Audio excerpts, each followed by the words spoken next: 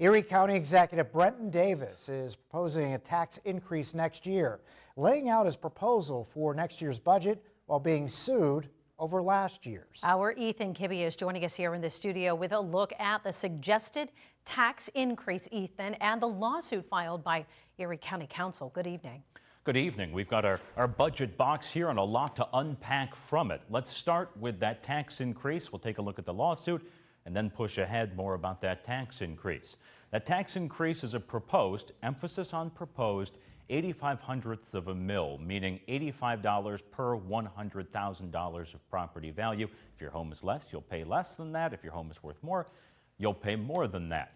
But before we can get to the proposed budget for next year, let's talk about this year's, because it's now the focus of a lawsuit, and it all revolves really around one central question.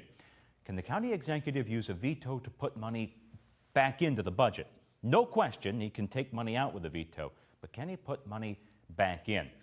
That's what County Executive Brenton Davis did with last year's budget. 7 items in particular, doing things like increasing several travel budgets and adding 3 positions to county government.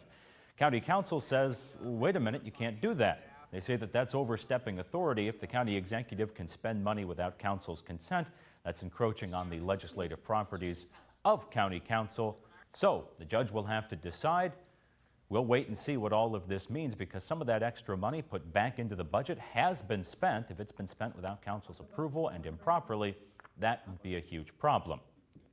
More details on that on our website, erienewsnow.com, but let's talk about that tax increase a little bit more, because that had been one of the core tenets of Brenton Davis's campaign.